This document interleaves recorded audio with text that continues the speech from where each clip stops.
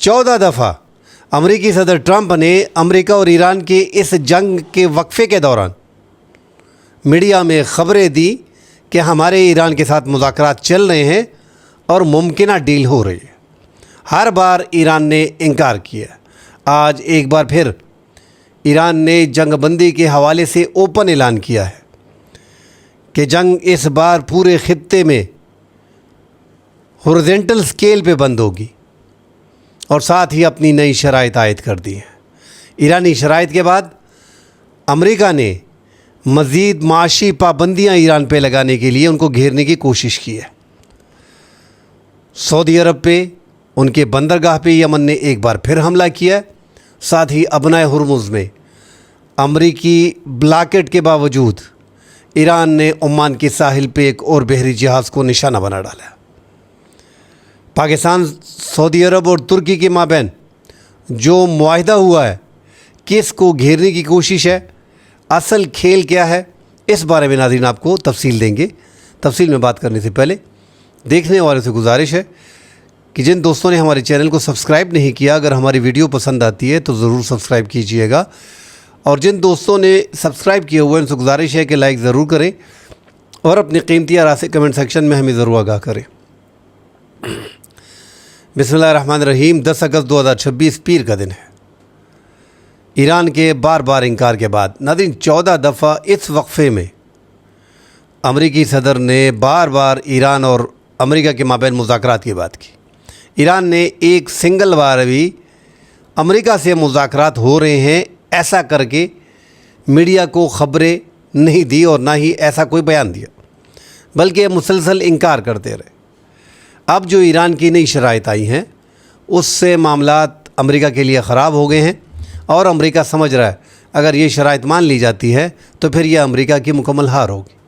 Iran ने openly कह दिया है कि इस बार जंगबंदी सिर्फ एक महाज पे नहीं होगी, पूरे खित्ते में, बल्कि पूरे खित्ते में बैक वक्त हॉरिज़ॉन्टल स्केल पे ये जंगबंदी होगी। ईरान में ये एक ख़ासियत हमने नोट की है कि अपने इत्तेहादियों को अकेला नहीं छोड़ रहा, और इस बार लबनान समेत फ़लस्तीन की बात भी की जा रही है और यमन की बात भी की जा रही है और इराक़ की बात भी की जा रही है कि या इन सब में जंगबंदी होगी तभी हम बैठ सकते हैं। और साथ ही ये एक लिस्ट है, साथ आपने जंग शुरू की है ना, हमने तो पहले ही कहा था कि जंग आप शुरू करोगे और ख़त्म हमने ही करनी है, क्योंकि फिर आपके हाथ में नहीं रहेगी।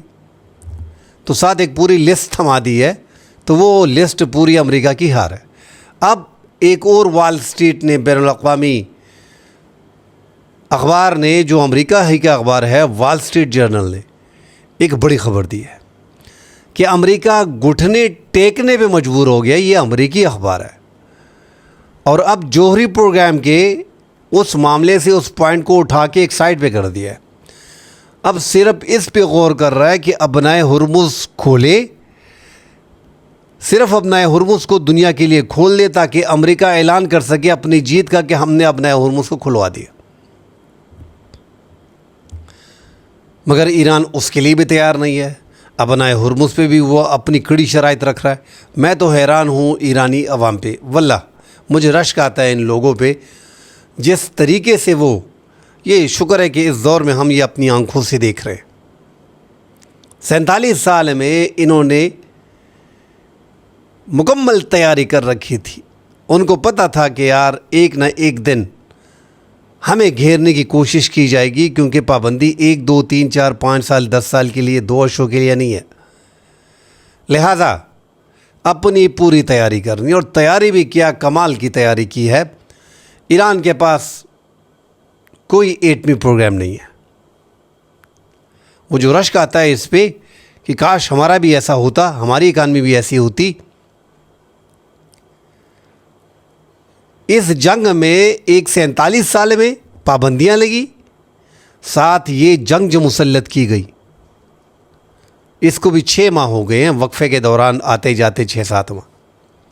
मगर इस दौरान किसी भी मुल्क से उन्होंने माली मदद, अद्वियात की मद में मदद या खाने पीने की अशिया किसी भी मुल्क से नहीं मांगी। یہ میرے لیے کم از کم حیران کن ہے۔ آپ نے دیکھا ہوگا جب زلزلہ بھی آتا ہے تو لوگ جلدی اپنی امداد وغیرہ بھجوا دیتے ہیں کہ یہ ملک مشکل میں آ گیا۔ یہ تو 47 سال سے جکڑا ہوا تھا، انہوں نے اپنے آپ کو خود کفیل کیا اور اپنے ادویات، اسلحہ، لوہا، تانبا، پیٹرو کیمیکل لگے رہے، اور یہی ان کی کامیابی کا راز تھا۔ دکھ ہوتا ہے ایک چیز کا، ایران اوپنلی ابنائے ہرمز میں اپنے نقصان کے بدلے، اب بتہ آپ کہہ سکتے ہیں، چلو بتہ ہم کہہ لیں، فیس ہے، بتہ ہے، بتے کا ورڈ ذرا بھاری ورڈ ہے، بتہ وصول کر رہا ہے، ڈان بنا ہوا ہے۔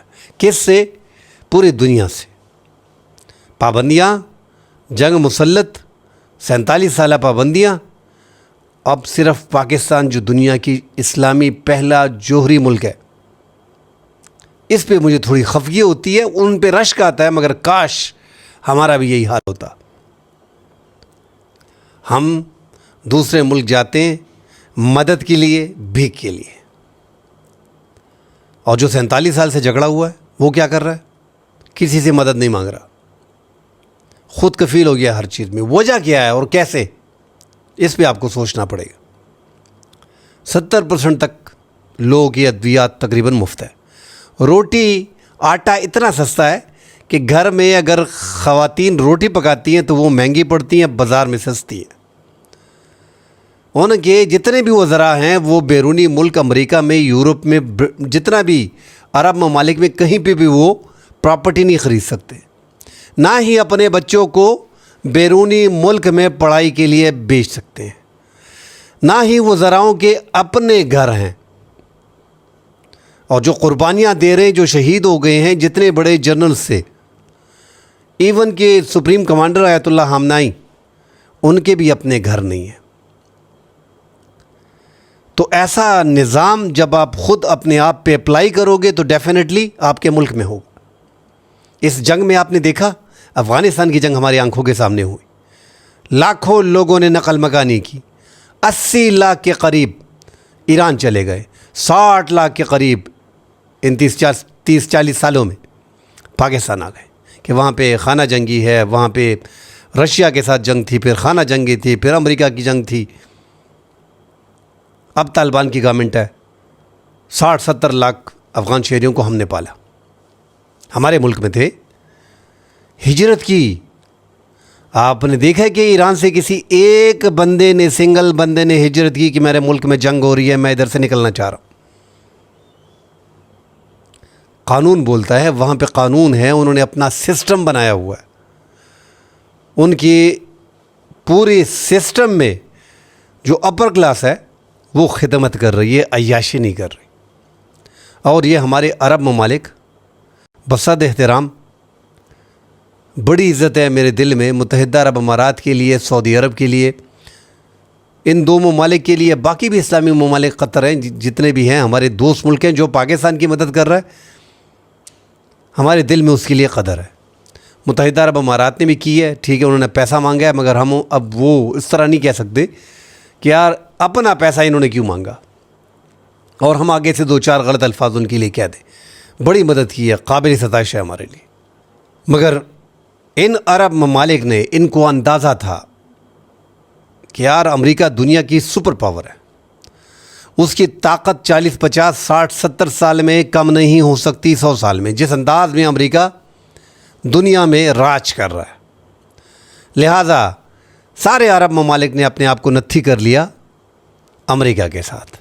ہر ایک عرب ممالک $1 کھرب، $2 کھرب کے زر مبادلہ کے ذخائر اور تیل سب کچھ ملا کے، اور سالانہ کمائی بھی آپ ان کی دیکھیں تو 1000 ارب ڈالر، مطلب ٹریلینز آف ڈالر یہ کماتے ہیں پیٹرول کی مد میں، بلینز آف ڈالر۔ چھوٹے ممالک جو ان کے ہیں وہ بھی ٹریلینز میں کما رہے ہیں، آپ بلینز کہہ لو۔ اپنے آپ پہ خرچہ کتنا کرنا اپنی ضرورت کے مطابق۔ یار میں $1 ٹریلین کما رہا ہوں، چھوٹا ملک بیچ میں ہوتا ہے، بولتا ہے یار ٹھیک ہے، $50 ارب امریکہ بدماشی میں لے لے، سعودی عرب بڑا ملک عرب ممالک کا، یار ٹھیک ہے، $1-2-3 ٹریلین میں कितना मांगेगा अमेरिका? $100 अरब मांगेगा, $200 अरब मांगेगा सिक्योरिटी के नाम पे, इनको दे दो। इन्होंने कोई तैयारी नहीं की प्रॉपर, बल्कि वो वर्ड तो मुझे ठीक नहीं लग रहा, मगर अरबों के साथ काफ़ी मशहूर है कि अरब अय्याश हैं, उन्होंने अय्याशी की कि लो यार हमारा रखवाली वाला बंदा मौजूद है, इस पे हम अय्याशी करते हैं। मगर उसके साथ साथ अमेरिका के साथ ताल्लुकात के बिना पे जो तेल के ज़खायर और गैस के ज़खायर उनके साथ थे, वो दुनिया में ऐसे ममालिक बन गए हैं कि बाद लोग वहाँ पे जाने का ख्वाब अब देख रहे हैं कि किस तरीके से दुबई चला जाए। ऐसे लोग भी पाकिस्तान और इंडिया में बहुत है। पाकिस्तान में तो वीज़े बड़े सख्त कर दिए गए थे, अब थोड़े हैं, मगर वहाँ पे बंदा चला जाता है, दुबई में, शारजा में, अजमान में, अबू धाबी में, रासुल खेमा में। अगर आप जाते हैं इन रियासतों में तो आप हैरान रह जाओगे कि यार ये यूरोप से ज़्यादा डेवलप है। इतनी बिल्डिंग्स, सिर्फ उनकी एक स्टेट की बिल्डिंग अगर पाकिस्तान में आप बनाना चाहें तो आप 2000 साल में नहीं बना सकते। इतनी है ना, एक नहीं है, 10 नहीं है, 100 नहीं है, 1000 नहीं है, 2000 नहीं है, 3000 नहीं है, इतनी बिल्डिंग्स हम कहाँ पे बना सकते हैं? तो इन्होंने अपने लिए जन्नत खड़ी कर दी थी। उसी 40-47 साल में ईरान ने तैयारी की। ईरान ने अपनी फ़ौज को डिसेंट्रलाइज़ किया। पूरा एक तरीक़ाकार जो है वो म्यूज़िक मॉडल जो है वो अपनाया। 12 ब्रिगेड का सिस्टम बनाया। ज़ेर ज़मीन पहाड़ों के नीचे सुरंगें करना कोई इतना आसान काम है? वो सुरंगें भी ऐसी सुरंगें तो नहीं कि 1-8 किलोमीटर, कई किलोमीटर पूरे सिटीज़ बनाए, जिसमें फाइटर जेट भी रहे हैं, जिसमें मिज़ाइल का बनाना, मिज़ाइल का बाहर निकलना, लॉन्चिंग पैड का मुख्तलिफ़ रास्तों से निकलना, और पूरी एक हिकमत अमली तैयार की। अगर हम पे जारहियत होती है तो हमने किस किस तरीके से किस किस अरब ममालिक को किस किस तरीके से इज़राइल को निशाना बनाया, वहाँ पे सुरंगें निकाल के ऐसे ऐसे इलाके बराबर किए कि हम पे अमेरिका का B-2 बम्बार अगर हमला भी करता है तो हमारी इन तनसीबात को तबाह नहीं कर सकता, और हमारी इन लॉन्चिंग पैड को तैयार करना, तबाह करना उनके लिए आसान ना हो। इतनी सुरंगें बना दिए कि उनको समझ नहीं आ रही। कुशम में, सरीक जजीरे में, ये जजीरे तो मुकम्मल तौर पे अरब ममालिक के लिए आसानी तौर पे टारगेट करने के लिए 18-20 से ज़ायद सुरंगें तो वहाँ पे मौजूद हैं, जो सिर्फ रास्ते 18-20 हैं, निकलने के, आने जाने के फिर 40 रास्ते हो गए। दीगर इलाकों में तो छोड़े, और सारे जो डिसेंट्रलाइज मॉडल है उनका म्यूज़िक, उसमें वो 12 जो बटालियन हेडक्वार्टर्स हैं या उनके जो ब्रिगेड हैं, उनको मुकम्मल इख्तियारात देना, सारा सिस्टम की जहाँ से जैसा हमला होता है उस हिसाब से उस मुल्क को जवाब दिया जाए। सैटेलाइट अपने छोड़ रहे हैं पूरी दुनिया में। चाइना के साथ अच्छे ताल्लुकात, रशिया के साथ अच्छे ताल्लुकात, मगर रशिया की और चाइना की उनको ज़रूरत नहीं पड़ी। छुप छुप की जो मदद होती है, और चाइना आपको पता है कि वो किसी की जंग में जाना नहीं चाहता। रशिया जो मदद कर रहा है, बस ईरान उससे खुश है। ईरान अब भी कह रहा है कि हमारे ये 2 बड़े बेहतरीन दोस्त हैं दुनिया भर में, क्योंकि ईरान की जितनी मदद की गई, ईरान को शुरू में बड़ा लाइट लिया। आपने वो ख़बरें देखी होंगी कि इनके पास 1000 मिसाइल हैं, ज़्यादा नहीं लड़ सकते। फिर रिपोर्ट आ गई टोटल 3000 हैं, ये नहीं लड़ सकते। 3000 ड्रोन्स हैं और 800 मिसाइल हैं। जब उन्होंने 3000 वार कर दिए तो कहता है यार कोई इनकी मदद कर रहा है। फिर कहते हैं कि अब तो ज़ख़ीरा तकरीबन ख़त्म होने को है। इन्होंने फिर ऐलान कर दिया कि इनकी बहरिया को, इनकी आर्मी को, इनकी फ़िज़ाइया को, इनके बूट्स को, जितने भी उनके बहरी जहाज़ हैं, छोटी कश्ती हैं, उन सब को हमने तबाह कर दिया। वजह क्या? इन्हें अंदाज़ा हो गया कि मिसाइल का पूरा ज़ख़ीरा इनका ख़त्म है। अब हज़ारों की तादाद में मिसाइल उनके पास मौजूद हैं। 13-14 तो ऐसी किस्में हैं जो ये इनके ये फ़िज़ाई दिफाई निज़ाम थर्ड और पेट्रियाट, तो दुनिया का पहला और दूसरे नंबर पे फ़िज़ाई दिफाई निज़ाम है। उनके इंटरसेप्टर तो वो रोक ही नहीं पाते। तो ईरान ने अपने आप को इन 47 साल में पूरी तैयारी की अमेरिका या दूसरे मुल्क के ख़िलाफ़ लड़ने के लिए। आज जो वो खड़े हैं, स्टैंड कर रहे हैं, और सुपर पावर को ये लोग अभी भी नहीं मान रहे, क्योंकि हम अमेरिका के ग़ुलाम रहे हैं, हम अंग्रेज़ों के ग़ुलाम रहे हैं। हमें डर लगता है कि अगर अमेरिका किसी मुल्क पे हमला करे, हमने देखा है آپ اگر 1945 سے دیکھیے، جاپان پہ، ویتنام پہ، اس سے آگے جائیں عراق، افغانستان، جتنی بھی جنگیں کی ہیں امریکہ نے اپنی بدمعاشی کی ہے.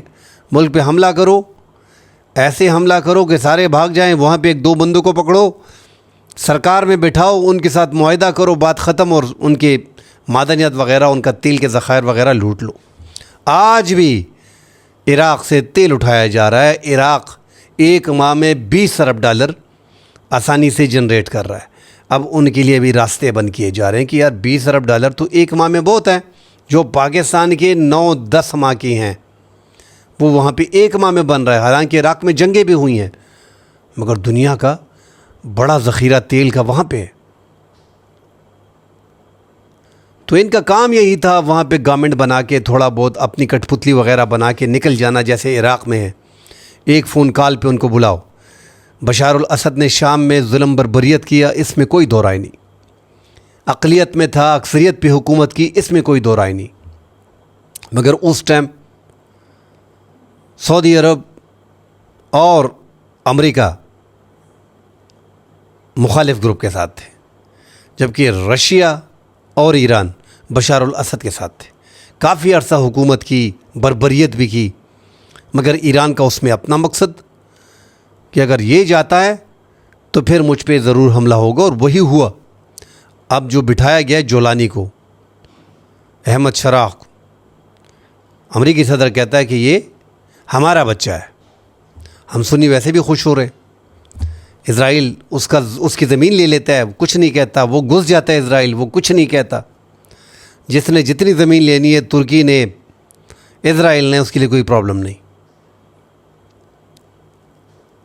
بس ایران اس ٹائم پہ ڈٹا ہوا ہے، بہادری سے لڑ رہا ہے. آپ بنائے ہرمز میں آج بھی جو برطانوی میری ٹائم ٹریڈ آپریشن آرگنائزیشن ہے، انہوں نے کہا کہ ابنائے ہرمز میں خطرہ موجود ہے، شدید خطرہ موجود ہے، اور عمان کے ساحل پہ مسندم میں ایک بحری جہاز کو نشانہ بنایا.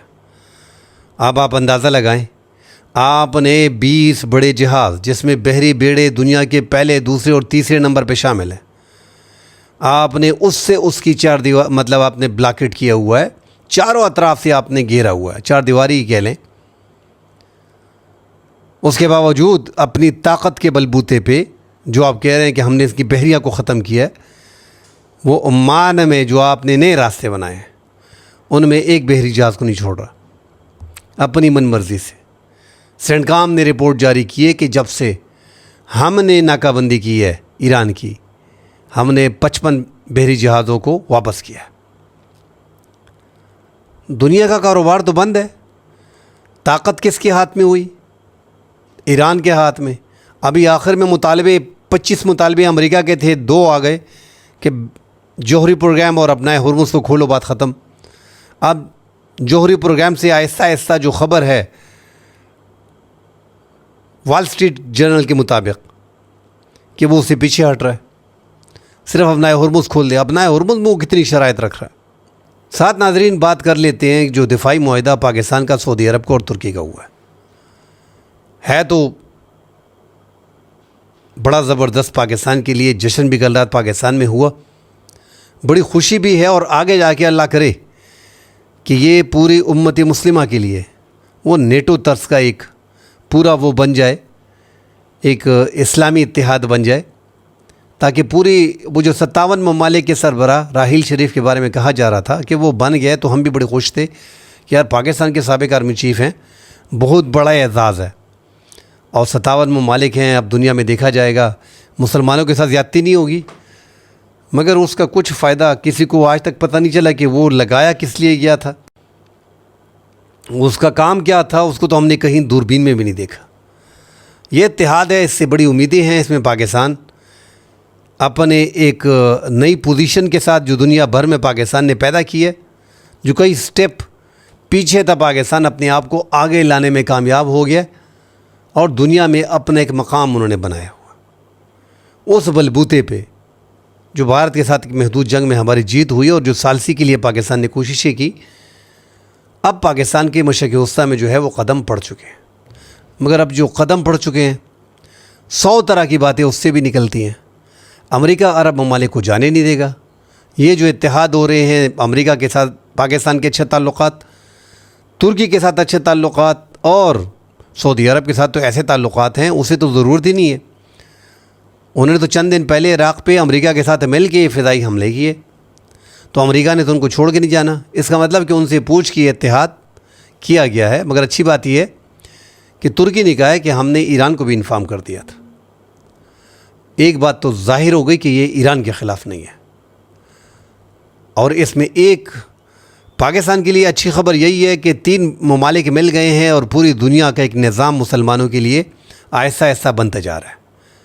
اور ساتھ ترکی سے جو جدید ٹیکنالوجی آئے گی، کچھ تھوڑے بہت پیسے پاکستان میں آئیں گے. ویسے بھی لڑنا میں نے جس طرح پہلے کہا تھا اپنے بازوؤں پہ ہے، مگر پاکستان پھر دوسروں کی مدد بھی کر لیتا ہے. اصل میں اس معاہدے میں جو سب سے اہم چیز ہے وہ یہ ہے کہ جو کرنٹلی پوری دنیا میں جنگ لگی ہے، جیسے ایران کی، حالانکہ عرب ممالک میں بھی حملے کر رہا ہے، اور پاکستان کے افغانستان کے جو حالات چل رہے ہیں، ایسی جنگیں اس میں شامل نہیں ہوں گی. آگے جا کے نیا حملہ اگر کوئی کرتا ہے اور سلامتی کو خطرہ ہوتا ہے، پھر ترکی اور پاکستان میدان میں آئیں گے. اور ایسا جو خبریں آ رہی تھی اس جنگ میں، یہ خبریں جب آتی ہیں تو کوئی چھوٹی بات نہیں ہوتی ہے. کہ ملک اوپنلی آپ کو بتاتا ہے کہ ہمارے لیے خطرہ جو ہے وہ پاکستان ہے اور ہمارے لیے ترکی ہے. اور ایک طرف سعودی عرب کو کہا جاتا ہے کہ ابراہیم اکارڈ میں شامل ہو جاؤ ورنہ آپ کی ایسی کی تیسی. خفیہ مذاکرات جو چل رہے ہیں، تو ایران پہ جو حملہ کیا گیا اس کے بعد کہا جا رہا تھا کہ ترکی کا نمبر ہے اور پاکستان کا نمبر ہے، اور وہاں پہ ابراہیم اکارڈ میں سعودی عرب کو مشکل میں ڈال دیا. تو یہ اتحاد بنا تاکہ ان کا منہ بند کیا جا سکے اسرائیل کا. پاکستان قریب بارڈر تو اردن کے ساتھ جو سعودی عرب کا ہے وہاں سے 15 سے 20 کلومیٹر ہے، مگر تبوک کا کیونکہ صرف بارڈر نزدیک ہونا تو نہیں ہوتا، آپ کے پاس پورا وہاں پہ جو ایکوپمنٹ ہے وہ اس کی پوری ترسیل ہونی چاہیے. پورا ایک ایئر بیس ہے، ایک بیس بنانا پڑتا ہے فوجی اڈہ. اس کے لیے تبوک میں پاکستان نے اسرائیل کے بڑے قریب ہی ڈیرا ڈالا ہوا ہے. سعودی عرب خطرے سے کچھ بھی نہیں، ترکی پہ کچھ بھی نہیں ہوگا. اہم بات جو بیچ میں تھی وہ یہی تھی کہ ان ممالک کو جب انہوں نے اپنے زبان سے کہہ دیا تو ان 3 ممالک کو، پاکستان کو اور ترکی کو، تو ہر حال میں اکٹھا ہونا چاہیے تھا. اور ساتھ سعودی عرب کو. سعودی عرب پاکستان کے بڑے قریب ہے، اس لیے یہ 3 ممالک ہیں. مصر، اب مصر کیوں شامل نہیں ہو رہا؟ آج بڑی رپورٹ یہ بھی ہے، مصر کو ایک ڈر اور خوف ہے کہ حوثی ہیں اور عراق، ان میں جو عراق کے جو ایران کے ساتھ اتحادی گروپ ہے وہ ہمارے خلاف کوئی کارروائی نہ کر دے، وہ ڈر ایک خوف ہے، اس لیے وہ شامل نہیں ہو رہے. یہ آج BBC نے بھی کوٹ کیا. تو پاکستان کے لیے فائدہ آگے ہے. ہمیں اس ٹائم پہ ہماری معاشی پوزیشن بڑی کمزور ہے. میں بار بار کہہ رہا ہوں کہ اس میں بڑے فائدے لینے چاہیے تھے. اگر اسرائیل پاکستان کو دھمکی دے رہا ہے یا ترکی کو دے رہا ہے تو آپ سوچیں پہلے کہ اسرائیل کا وہاں پہ مطلب ایک دوسرے کے دشمن کون کون سے ہیں. سعودی عرب کو خطرہ کس سے ہے، پاکستان کو کس سے، اور ترکی کو کس سے. ترکی کو تو سیدھا سیدھا اسرائیل سے. پاکستان تو کافی دور ہے اور نہ پاکستان کے بارے میں اتنی ہمت کر سکتا ہے. ایران کے جانے کے بعد انہوں نے سعودی عرب کو چھیڑنا ہے. ابراہیم اکارڈ وہ نہیں مان رہا، اس کو بھی چھیڑنا تھا. اور پھر سعودی عرب کے اپنے دشمن ہیں، ایران ہو گیا، حوثی ہو گئے، عراق میں ہو گیا، پھر لیبیا اور لبنان اور سوڈان میں تو چھوڑے سارے عرب ممالک لگے ہوئے ہیں سمیت ایران. جس طرح ایران کے اپنے گروپس ہیں اس طرح ہمارے اپنے سنی مسلم ممالک کے بھی اپنے اپنے گروپس لیبیا میں، سوڈان میں، لبنان میں، یہ سب جگہوں پہ ہمارے یہی ہیں. جس طرح ایران کے ہیں اس طرح ہمارے بھی ہیں، تو وہ لگے ہوئے ہیں. اور دوسرا جو ہے وہ سعودی عرب کے بارے میں اگر دیکھیں تو جب عرب ممالک کے اسرائیل کے ساتھ جنگ تھے 48 میں، 67 میں اور 73 میں، تو اس میں سعودی عرب نے تو حصہ نہیں لیا. سعودی عرب لڑائی میں حصہ لیتے ہی نہیں ہیں. انہوں نے کمزور ملک کو دیکھنا ہے، جس طرح یمن کو ٹائٹ کیا ہوا ہے. امریکہ برطانیہ کا دنیا بھر کا خریدا ہوا اسلحہ جو ہے وہ ان غریبوں کے خلاف استعمال کیا جا رہا ہے. مجھے بڑا دکھ ہوتا ہے. کیا خطرہ ہے وہاں سے؟